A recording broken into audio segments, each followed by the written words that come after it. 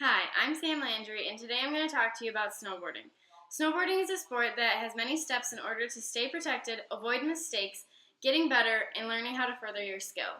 I've been snowboarding for over 5 years, and each year I'm getting better and better. There is gear that is included, learning how to get up and down the hill, and the mistakes that are in front of you and how to avoid them. There are many different ways to ride, one way including goofy. Goofy is when your left foot is forward and your right foot is in back. Regular riding is when your right foot is in front and your left foot is in back. Now that you're aware of the logistics, you can learn the preparation of snowboarding. First things first is the type of clothing to wear. There's innerwear and outerwear. For innerwear, you always want to make sure you're wearing something comfortable. Sweats, long underwear, long sleeve shirts, sweatshirts, heavy and tall socks. For outerwear, you want to be wearing jackets, gloves, snow pants, a hat. Although a hat is more comfortable, a helmet is more ideal. And boots. There are certain boots that are made specifically for snowboarding so they fit into your bindings. For warmer temperatures, you want to wear something a little bit looser but still comfortable, so wearing like a t-shirt or basketball shorts. And now for the gear. First of all, you need a snowboard, whether it has stomp bindings or ratchet bindings. There are several different brands, including K2, Burton, Aperture, Tech 9. There are also bindings. Bindings are the things that connect to your board so your boots can go right into them. According to Snowboarding Essentials, you also need a stomp pad. A stomp pad is there for you to put your back foot in or on so that you don't slip or slide when you get off the lift or when you're skating. And also a leash. This is a leash. Right here, this goes around your leg, and this goes onto your binding. This is so that your board doesn't get away from you when you're trying to put your bindings on.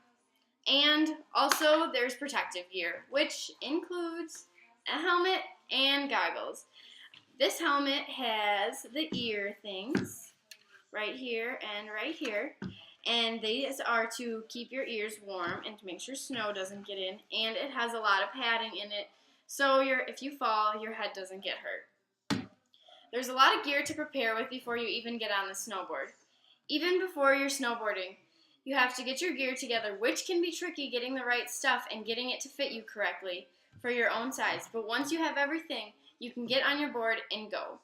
Once all your gear is on and your preparation is completed, you're ready to get on the board and get going.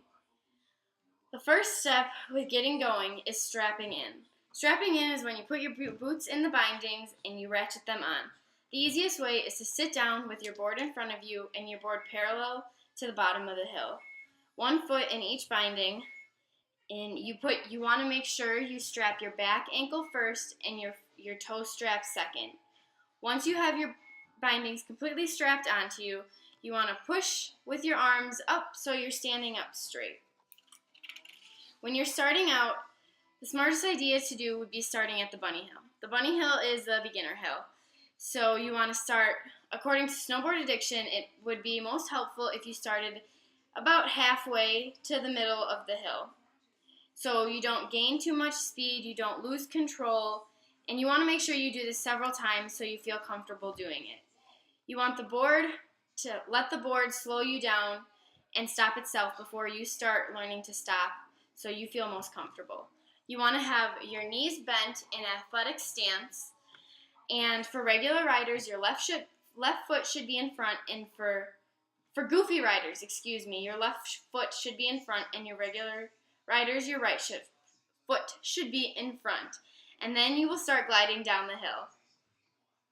When you learn how to stop, according to Hannah Teeter and Tanya Schultz, there's heel side and toe side. With heel side, you want to press your heels down into the snow so your toes are up.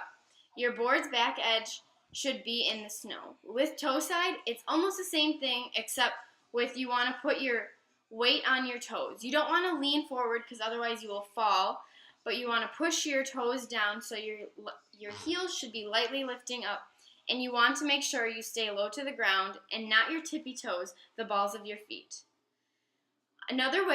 Something else you need to learn is skating. Skating is how you get to the lift and you get off the lift. Your front foot always stays strapped in and you start pushing with your back foot. You want to do small and little pushes so you don't lose control or get too far ahead. Your knees should be slightly bent according to ABC of snowboarding, and you want to do small nudges. According to the mechanics of sport, they teach you how to get on the lift and off the lift. Once you reach the gate, you should wait there until the lifty tells you to move. Once the lift comes past you, you should start skating your way to the lift. You should skate till you get to reach the line that says stop here.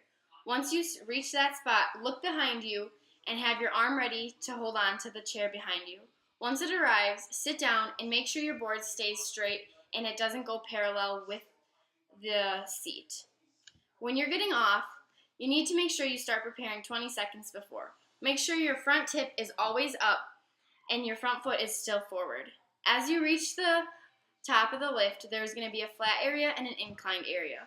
Once you reach the flat area, you want to put your board on it and make sure you're standing up and slowly push your hands off of the lift. When you're standing, you should still have your front foot strapped on and your back foot on the stomp pad.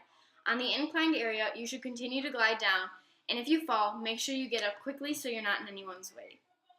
When turning, you learn heel side and toe side turns. Heel side turning is just like stopping, except you don't come to a complete stop. You will just be going diagonal down the hill. Likewise, toe side is the same thing except the other way. When you link the turns, you'll be putting the turns together. It is easiest if you start toe side or heel side and then go to toe side. You are just shifting your weight back and forward. Many steps are needed to get down the hill, but once you put all the steps together, you'll be like a pro. It's obviously that some steps can be tricky, and there will be a lot of falling, but once you get the hang of it, you can do it. Since all these steps can be difficult, there are a lot of mistakes that happen and tips to avoid. The lift. Once the lift passes you, go as soon as you can, because if you don't, the lift will most likely hit you if you do not move fast enough. Also, if your board is parallel with the seat, it is most likely that it'll start dragging a lot of snow with you and you'll fall forward off of the lift. If you fall off the lift, don't just lay there. You're most likely going to cause a ruckus and have everyone waiting for you, and if not, people will run into you. There's also a problem with having too much gear. A coat, a sweatshirt, and another sweatshirt is too much gear. You're going to be sitting there super warm, sweating, and not being able to move. Wear comfortable clothes that's going to keep you warm, but make sure it's easy to wear and easy to move in. Having too little is also a problem. Having just a t-shirt isn't good enough. You'll be too cold, and if you fall, you're going to freeze and get soaking wet. Not eating enough is a huge problem as well. If you don't eat, according to Rob McGar, you can burn up to 1,000 calories just riding for one day. If you don't eat a breakfast, lunch, and dinner, you could have problems on the hill. You don't want that to happen. Also, catching an edge. This happens all the time. It's when your board slides under the snow and you fall forward. Not having enough clearance between the board and the snow is a huge problem, so never ride flat, and the more you ride flat, the more likely you are to catch a turn, or to catch an edge. Always commit to your turns and carving. Falling. It's not a common mistake, but it's going to happen. If you're falling forward, make sure your arms are up and you fall forward. Don't put your elbows and wrists down. And if you fall back, always land on your elbows and not your wrists, because they're the most common thing broken. When riding, there are lots of mistakes, but there's always tips to help you get past them. These are common mistakes that happen to everyone, especially when you're first starting out, but once you get the tips under go, then you'll be able to ride like a pro.